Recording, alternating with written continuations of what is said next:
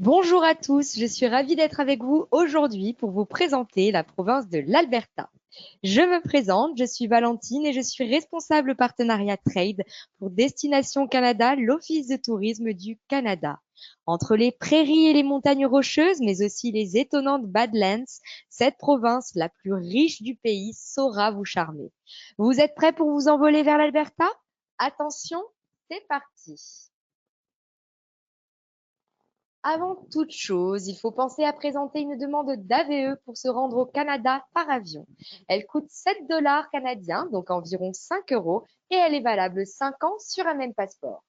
Petite parenthèse pour vous, il y a énormément de sites frauduleux, alors assurez-vous que vos clients sont bien sur le site du gouvernement qui est www.canada.ca/AVE. Aussi, pensez à informer vos clients que les prix affichés au Canada n'incluent ni les taxes, seulement 5% supplémentaires en Alberta, et ni les pourboires attendus dès qu'il y a un service, et c'est un minimum de 15% supplémentaires. La province de l'Alberta est la 6e plus vaste du pays avec ses presque 662 000 km².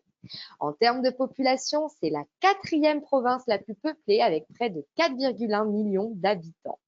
Bien que la langue officielle de l'Alberta soit l'anglais, bien des gens vont être surpris d'apprendre que le français était la première langue européenne parlée en Alberta. 2,2% de la population est francophone, alors consultez le site internet Corridor Canada pour découvrir le Canada en français. Bonne nouvelle, la province de l'Alberta est à votre portée grâce à WestJet qui propose des vols directs Paris-Calgary en 9 heures seulement, en passant par l'Arctique. Sinon, des vols avec correspondance à Montréal ou Toronto sont possibles avec les compagnies aériennes Air Canada, Air France ou encore Air Transat. Comptez alors au moins 14 heures de trajet et à destination, n'oubliez pas de reculer votre montre de 8 heures. Quant à la meilleure saison pour découvrir l'Alberta, c'est à vos clients d'en décider, tout en sachant que vous êtes là dans la province la plus ensoleillée où même les pluies de juin-juillet ne sont pas suffisantes pour lui donner une saison des pluies. Les couleurs de l'automne avec les rocheuses en toile de fond valent le détour. Sinon, l'hiver est ici une excellente option avec des stations de ski réputées à la fois pour leur ensoleillement et leur qualité de neige. Une belle poudreuse idéale pour les plaisirs hivernaux. Il s'étend un peu, surtout en montagne, donc n'attendez pas de chaudes températures au printemps non plus. Où se situe l'Alberta? L'Alberta est située entre la Colombie-Britannique à l'ouest, la Saskatchewan à l'est, les États-Unis au sud et les territoires du Nord-Ouest au nord. Comme toujours, le sud de la province est le plus habité, donc touristique. Le nord est surtout riche en hydrocarbures. Les Rocheuses canadiennes sont limitrophes avec la province de la Colombie-Britannique. Le centre comprend la capitale provinciale qui est Edmonton. Et plus au sud, on trouve la plus grande ville de l'Alberta. Et pour finir, le sud, souvent surnommé Badlands, nous y reviendrons, c'est-à-dire les mauvaises terres, car le sud est très aride. Nous atterrissons logiquement à Calgary, qui est la plus grande ville de l'Alberta et un hub aérien important. Le code de l'aéroport est YYC. À votre arrivée sur le sol de l'Alberta, il est recommandé de louer une voiture pour ce road trip qui s'annonce juste mémorable. La province est grande. Vous comprendrez vite que les distances sont importantes et aussi que certains endroits sont accessibles uniquement en voiture. L'aéroport de Calgary est situé à 20 minutes du centre-ville. Ceux qui ne louent pas de voiture peuvent profiter de la navette Al-Lid Airport Shuttle de l'aéroport au centre-ville en 30 minutes. Cette ville cosmopolite et récente est remplie de gratte-ciel. À droite, vous pouvez voir l'édifice Bow, qui est le plus élevé avec ses 58 étages. Il a été achevé en 2012. Au centre, vous voyez l'emblème de Calgary qui est sa tour. Je vous conseille d'y monter si le ciel est dégagé. Vous y profitez alors d'un superbe panorama des rocheuses enneigées aux plaines infinies. Le contraste est juste incroyable et d'ailleurs, vous pouvez même y déjeuner. Les quartiers de Calgary sont parfois excentrés, mais ils sont reliés par le tramway. Je vous conseille de découvrir le centre historique qui se déroule autour de la rue commerçante de Stephen Avenue. Vous passerez près de l'hôtel de ville et de l'Olympic Plaza aux allures de temple grec, mais aussi du musée Glenbow sur la colonisation de l'Ouest canadien et la vie des peuples autochtones. Vous y trouvez le centre des affaires, mais donc aussi la plus forte concentration de bâtiments historiques de la ville. Comme dans toutes les villes canadiennes, la nature n'est jamais loin et ici, c'est au parc Prince's Island que vous pouvez flâner, notamment le long du sentier interprétatif. Cet espace vert paisible le long de la rivière Bow est aussi propice aux virées en vélo ou encore en rafting. Du parc, il vous suffit de vous diriger vers le pont Peace Bridge aux allures futuristes pour vous rendre vers le quartier animé de Kensington. Ce quartier tout en briques est l'endroit idéal pour prendre un verre ou bien déjeuner, mais aussi magasiner dans de petites boutiques de créateurs. Inglewood est aussi tout en briques mais se distingue par son côté artistique, offrant galeries d'art et boutiques de designers. Ce quartier a d'ailleurs été revalorisé récemment par la ville. Pour y aller, vous passerez par East Village, qui héberge la sublime bibliothèque de Calgary Public Library et le musée de la musique canadienne, le Studio Bell, qui mérite vraiment le coup d'œil. Le musée Studio Bell que je viens de mentionner est un musée national où vous découvrirez des instruments qui viennent de partout du Canada. C'est très interactif et parfait pour une activité en famille. D'ailleurs, ce musée est bilingue. Puisque je vous parle musique, autant vous dire tout de suite quoi mettre sur votre playlist pour une itinérance en Alberta. Vous connaissez sans doute Nickelback qui a fait fureur en vendant plus de 50 millions d'albums à travers le monde. Classé 11e meilleur vendeur de disques et 2e meilleur vendeur étranger aux États-Unis, derrière les Beatles dans les années 2000. Vous connaissez peut-être Jocelyn Alice qui a franchi les frontières canadiennes avec son titre Jackpot. Et puis aussi, découvrez des artistes locaux comme Jan Arden, Caddy Ling et Johnny Mitchell en variété. Vous avez aussi Paul Brandt, Terry Clark et The Stampeders pour de la musique country. La country, justement. S'il y a bien un endroit au Canada où vous pouvez en écouter à longueur de journée, c'est en Alberta. Calgary est d'ailleurs parfois surnommé Cowtown en raison de son importance dans l'agriculture bovine. Alors découvrez-y la vie des ranchs et des cowboys, mais aussi l'effervescence du Far West lors des rodéos estivaux. C'est à Calgary que se tient le plus grand rodéo en plein air au monde, le fameux Calgary Stampede. Il a lieu tous les ans en juillet pendant une dizaine de jours et reçoit plus d'1 million de visiteurs. À cette occasion, la ville entière vit au rythme de la culture de l'Ouest avec des courses de chariots, des spectacles et feux d'artifice auxquels toute la ville prend part. Même les banquiers revêtent leurs chapeaux et bottes de cuir. Et n'oubliez pas de dire à vos clients de profiter des petits déjeuners pancakes, saucisses et café qui sont servis à cette occasion gratuitement dans le centre-ville. C'est une tradition qui se perpétue maintenant depuis 1912. Hormis la culture du Far West, le sport a toute sa place à Calgary. Vous pouvez revivre les Jeux olympiques d'hiver de 1988 au parc olympique canadien construit à l'occasion. Profitez des installations pour un tour en bobsleigh ou en patin entouré des sportifs olympiques qui y ont encore leur camp d'entraînement. Il est donc fréquent de rencontrer des sportifs olympiques dans la ville de Calgary. C'est plutôt sympa. Souvenez-vous aussi du film Rasta Rocket de 1993 qui illustre l'histoire vraie de 4 Jamaïcains au rêve fou d'obtenir une médaille d'or en bobsleigh. Il s'agit alors des Jeux de 1988 et donc des installations de Calgary. Puisque je mentionne un film, précisons tout de suite que la province sait attirer des productions. Saviez-vous que ces films y avaient été tournés? Légende d'automne a été tourné entre Calgary et Banff.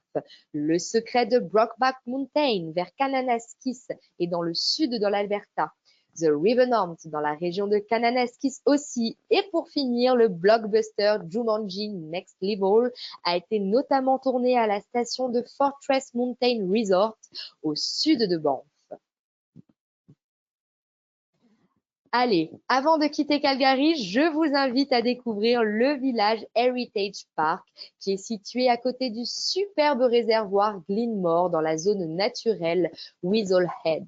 Cette reconstitution historique vous immerge dans les années 1860 à 1950.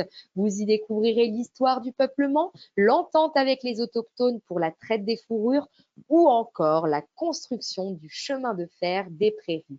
Et aussi, n'oubliez pas d'aller à la cabane à sucre dans un immense terrain où vous pourrez pique-niquer et passer un bon moment en famille. C'est un vrai voyage dans le temps avec des interprètes costumés et c'est aussi possible de faire des visites en français. Du sud de Calgary jusqu'à la frontière américaine se trouve une terre vallonnée, aride, qu'on appelle les Badlands.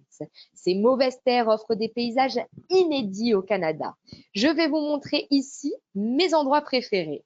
Nous irons au précipice à Bison, Head Smash Inn, puis jusqu'au parc des glaciers Waterton, avant de prendre plein est direction un autre parc étonnant, celui de Whiting on Stone.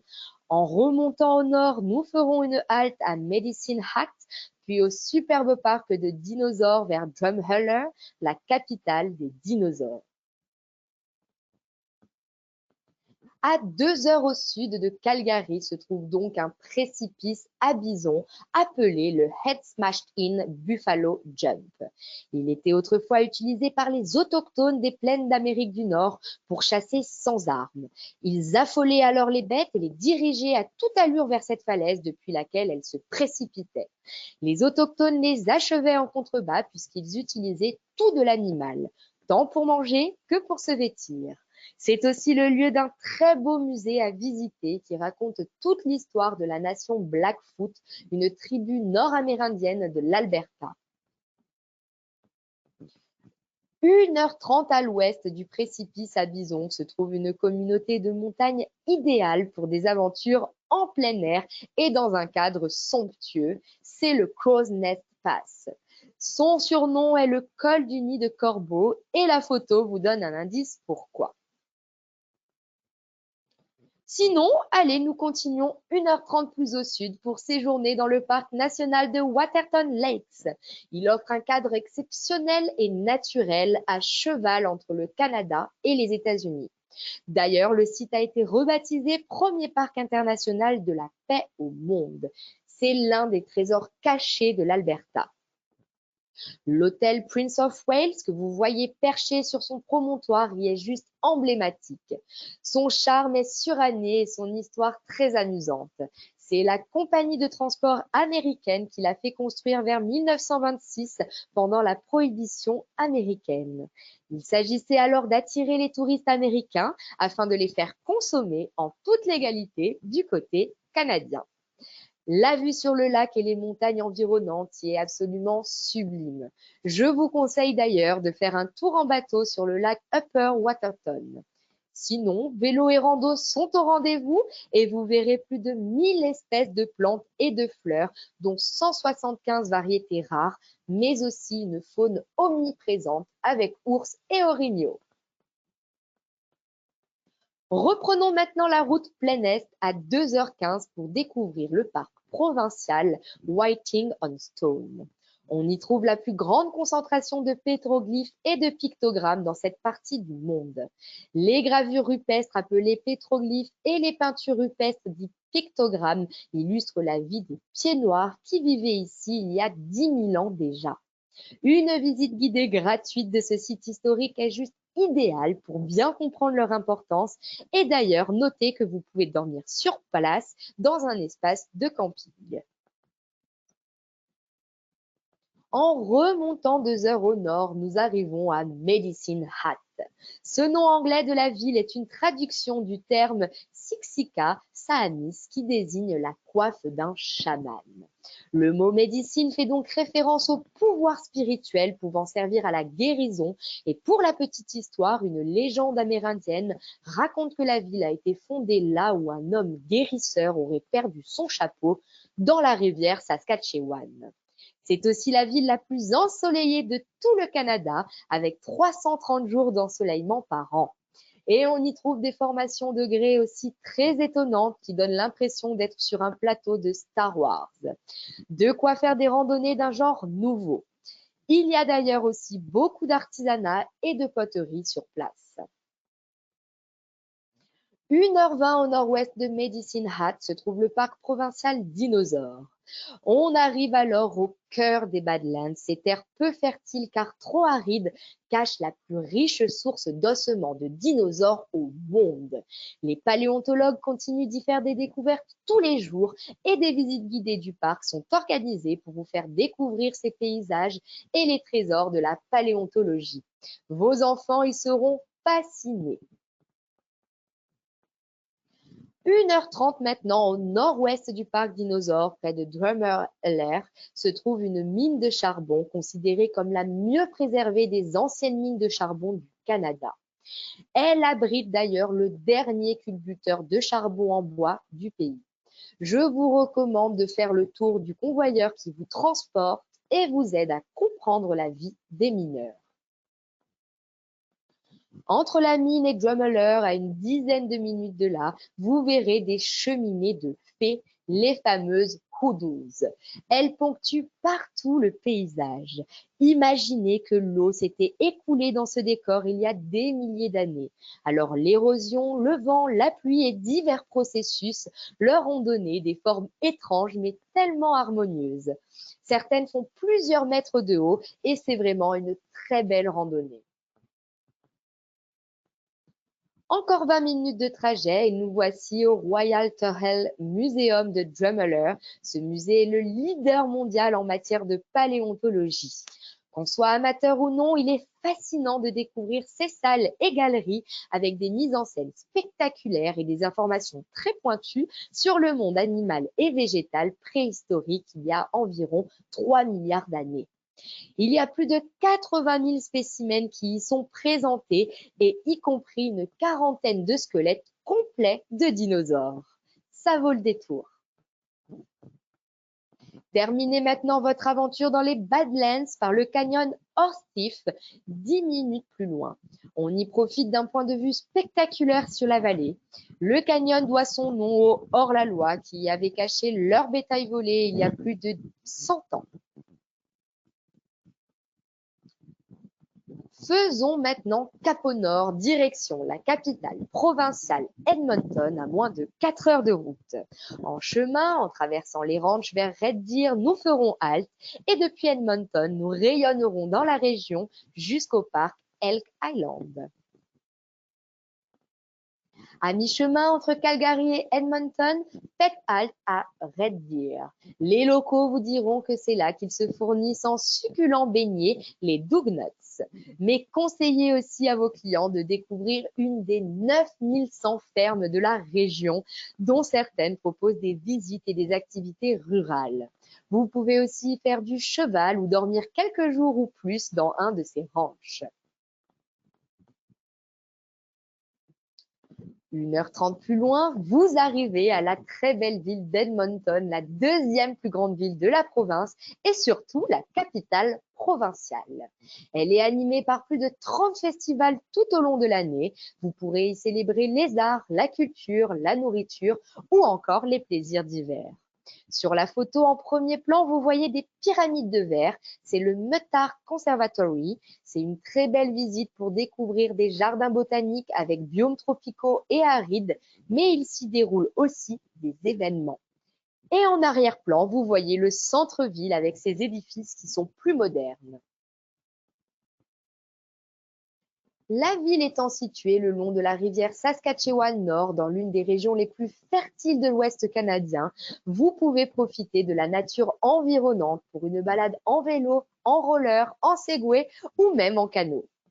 Le Royal Alberta Museum a réouvert en 2018 pour présenter 2,4 millions d'histoires albertaines sur 2 fois plus d'espace que l'ancien emplacement.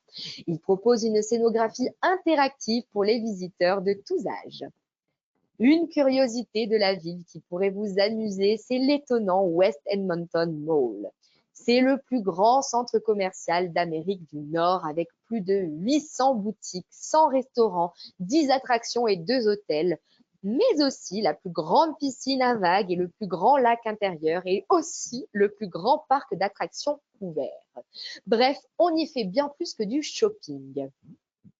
Et si vous ne savez pas quoi acheter, je vous conseille une pierre amolite qui est originaire de la province et qui est présente en plusieurs couleurs une fois polie.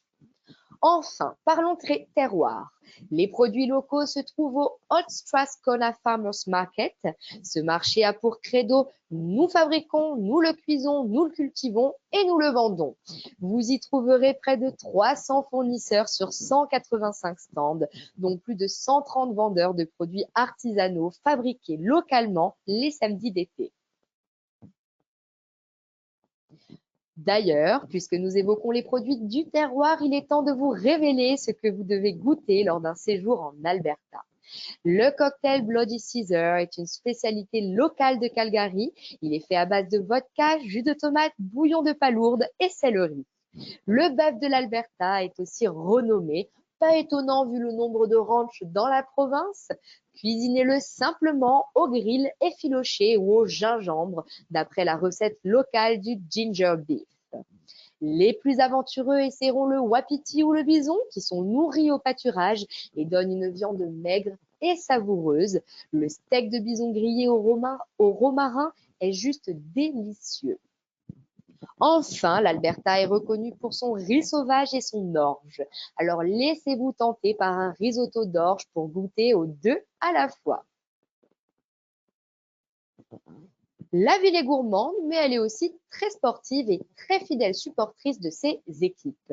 Je vous conseille de vérifier quel match se joue lors de votre virée en Alberta pour profiter de l'ambiance vibrante dans les stades. Ce sera plutôt du football l'été, du hockey sur glace en automne-hiver et du lacrosse au printemps-été. Avant de quitter Edmonton, mentionnons le train pour lequel la ville constitue une étape. Le train couchette le Canadien qui va de Toronto jusqu'à Vancouver en 4 nuits et 3 jours s'arrête à Edmonton d'où il poursuit son plus beau tronçon. Il y a une voiture panoramique à 2 niveaux mais aussi un bar de style art déco et un wagon-restaurant pour profiter du voyage en train. Sachez qu'en partant de Vancouver le soir, l'arrivée à Edmonton se fait dans l'après-midi. À 30 minutes maintenant à l'est d'Edmonton, vos clients peuvent découvrir le parc national d'Elk Island où vit le plus grand troupeau de bisons en liberté du monde. Vous pouvez y camper en été et y faire du ski de fond en hiver. Rendez-vous aussi à leur réserve de ciel étoilé à Beaver Hills pour observer les étoiles dans un ciel non pollué. Juste à côté d'Elk Island National Park, renouons avec les origines d'Edmonton. La ville avait attiré des peuplements de toutes les régions d'Europe et notamment d'Ukraine, dont il reste une forte communauté à ce jour. Le village culturel ukrainien vous fait découvrir la vie des colons de 1892 à 1930 grâce à des interprètes costumés et des visites guidées. Le moment tant attendu est maintenant arrivé. Nous prenons la route et la direction des Rocheuses, 4 heures à l'ouest d'Edmonton, de Jasper à Banff pour finir cet itinéraire en beauté. Qui dit rocheuse dit habitat naturel des ours. Alors savez-vous combien ils vivent? Plus de 20 000, dont au moins 800 côté Alberta. Alors autant vous dire que vos clients qui s'y aventureront en verront. Mais si Mais il n'y a pas que des ours et vous pouvez aussi observer d'autres animaux comme par exemple des biches, des orignaux, des bighorn sheep et des chèvres de montagne. Ne vous inquiétez pas, des personnes travaillent dans les parcs et s'occupent de votre sécurité, mais elles veillent aussi à celle de ces charmants animaux. Avant même d'arriver à Jasper, vous entrerez dans le parc national de Jasper, qui est le plus grand parc national des Rocheuses. Vous passerez alors par une communauté qui offre des hébergements quand Jasper affiche complet, et c'est Hinton. Enfin, avant d'arriver à Jasper, vous passerez devant le lac Maligne, qui est célèbre pour la couleur de ses eaux et les montagnes qui l'entourent. Plus qu'un arrêt photo, c'est le moment de faire une croisière jusqu'à l'île Spirit. Et pour ceux qui pensent que Photoshop a œuvré pour cette photo, détrompez-vous, c'est naturel. Savez-vous à quoi est dû ce bleu laiteux vif et turquoise l'été? C'est l'eau de fonte des glaciers qui entraîne du limon, qui est une formation sédimentaire et qui donne cette couleur turquoise au lac de juin à septembre. Jasper est situé à 4 heures de route d'Edmonton. Cette station de villégiature marque le début de la promenade des glaciers sur laquelle nous reviendrons plus tard. Cette petite station est ouverte toute l'année, mais pour ce qui est du téléphérique, le Jasper Skytram, c'est de mars à octobre. Et pour les lacs aux eaux turquoises, il faut attendre que les glaciers aient fondu, donc la bonne période pour visiter va de juin à septembre. À nouveau, parlons train, car plusieurs font escale à Jasper. Encore le train couchette avec le Canadien de Via Rail qui va de Toronto jusqu'à Vancouver. Mais vous avez aussi le Rocky Mountaineer qui est plus luxueux et qui offre 3 forfaits touristiques en train. Donc vous avez par exemple de Vancouver à Jasper en 2 jours dans un train qui fait halte la nuit à Kamloops.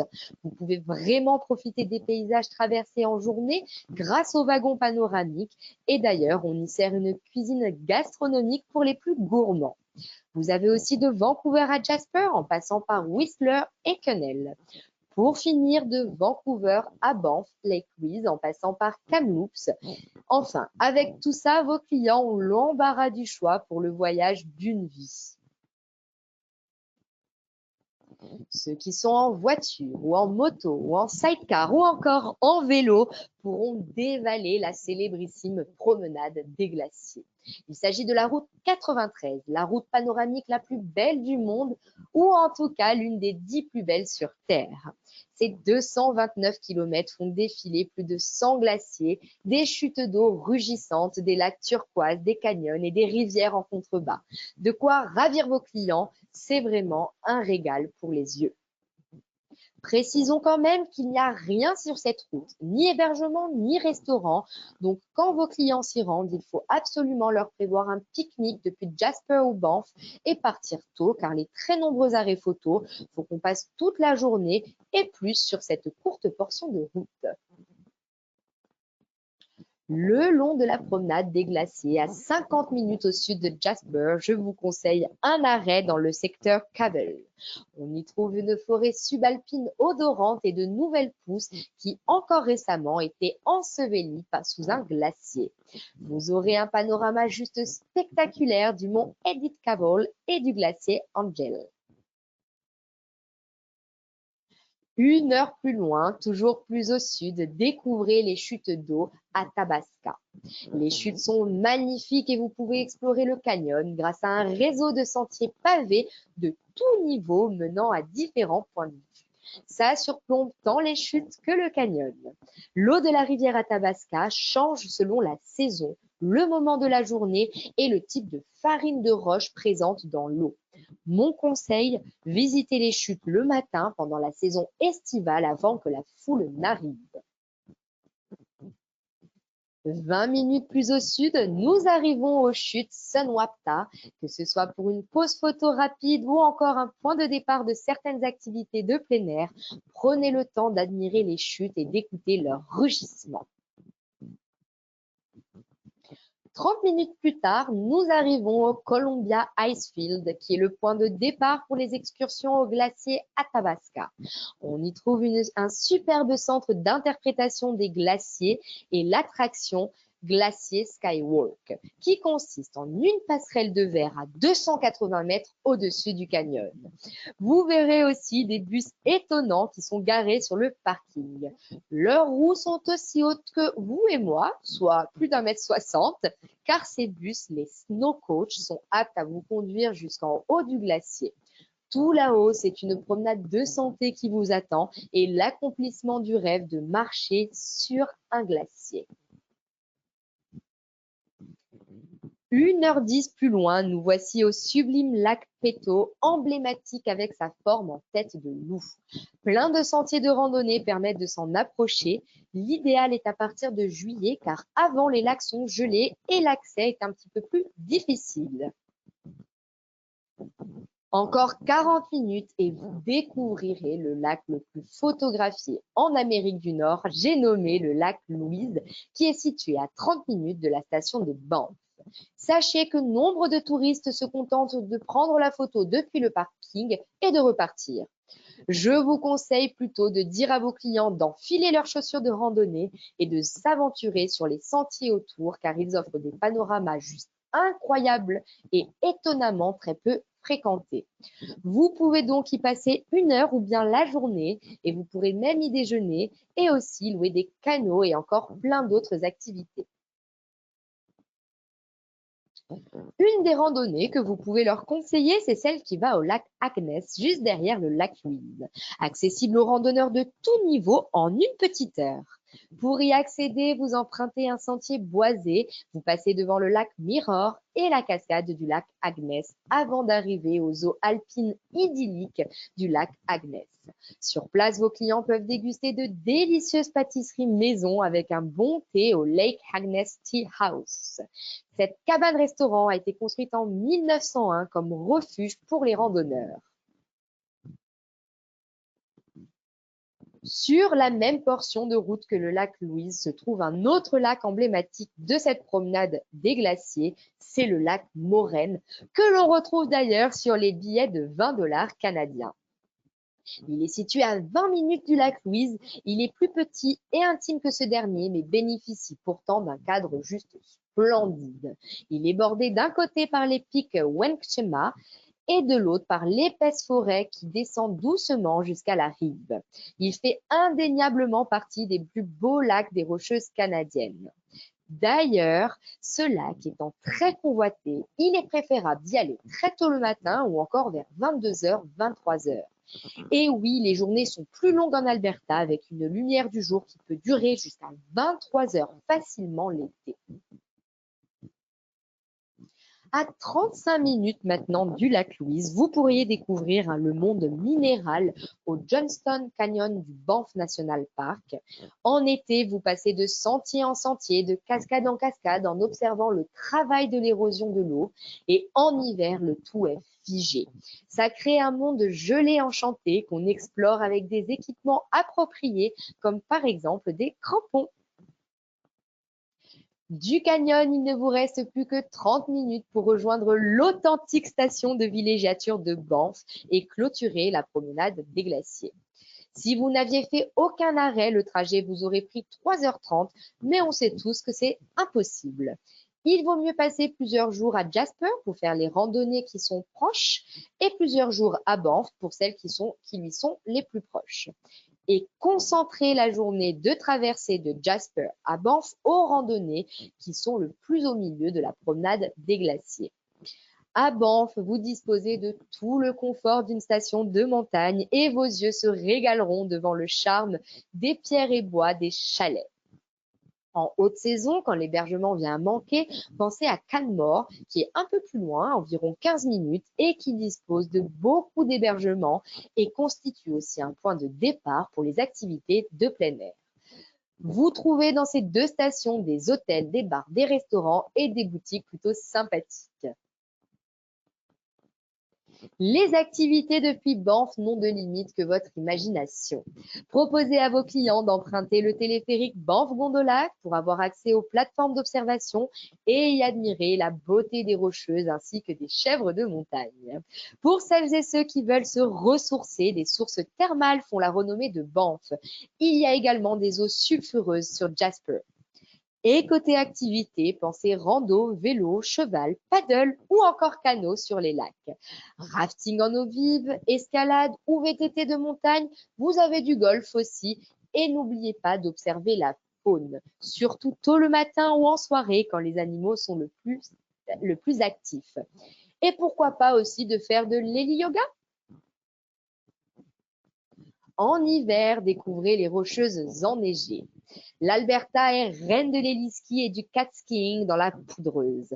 Elle regorge de stations de ski ensoleillées comme par exemple Big Three, Mount Norgay, Lake Louise Ski Resort, The Sunshine Village, qui est juste à 1h30 de l'aéroport international de Calgary. Vous avez aussi Marmot Basin ou Jasper National Park. Et bien sûr, on peut aussi s'y adonner aux classiques raquettes à neige, traîneau à cheval ou encore à chien. Nous avons presque terminé notre boucle, mais avant de revenir sur Calgary à 30 minutes de Banff, je vous conseille un arrêt dans les ranchs de la vallée de Kananaskis. C'est le moment de sortir votre chapeau de feutre, veste de flanelle, foulard coloré et bottes de cuir pour aider les cowboys dans leur quotidien. L'activité principale dans un ranch tourne autour des chevaux, mais on vous y proposera aussi des randonnées pédestres, du tir à l'arc, de la chasse, de la pêche, du canot, du VTT ou du quad, voire même des cours de survie en forêt, de construction de chalets en rondins de bois ou encore de l'observation de la faune. Et bien sûr, il y en a pour tous les niveaux et pour tous les goûts. Nous avons maintenant terminé notre boucle en Alberta. Vous avez pu constater que cette province, qui est souvent combinée avec la Colombie-Britannique à l'ouest, réserve finalement assez de surprises pour un séjour complet. En atterrissant à Calgary, il est facile de partir dans le sud de l'Alberta à la découverte notamment du parc des lacs Waterton. Les Badlands sont riches en ossements de dinosaures et de paysages désertiques dignes du Far West. Je vous recommande le parc provincial Dinosaures et Drummle. Ne manquez pas aussi la vibrante Edmonton, une ville de culture, festival avec la nature qui est à portée de main, comme vous avez pu le voir au parc Elk Island. 4 heures à l'ouest d'Edmonton, l'incontournable de l'Alberta, c'est bien sûr les Rocheuses, uniques et majestueuses en toute saison. Enfin, pour une province tournée vers l'élevage bovin, pensez à rencontrer des cowboys dans des ranchs, par exemple dans la vallée de Kananaskis. Si on devait résumer cette présentation, ce qui rend la province de l'Alberta unique et qui mérite vraiment un voyage, c'est d'abord sa faune sauvage dans son habitat naturel. Des ours aux bisons en passant par les chèvres de montagne, il faut être attentif à chaque tournant de route. Ensuite, pour ces paysages à couper le souffle, qui sont variés entre terres arides du sud, la forêt boréale du nord, les majestueuses montagnes rocheuses dans l'ouest, les Rocheuses sont véritablement un icône de cette partie du Canada. Pour finir, l'identité de la province repose sur un folklore rural, un mode de vie country qui se voit dans des rodéos, des ranchs, mais aussi à travers l'habillement et la musique. Et vous n'y couperez pas dans cette partie-là du Canada. J'espère vous retrouver bientôt en Alberta et je vous remercie à toutes et à tous pour votre attention. Et pour les curieux, je vous propose les 2 sites officiels à visiter.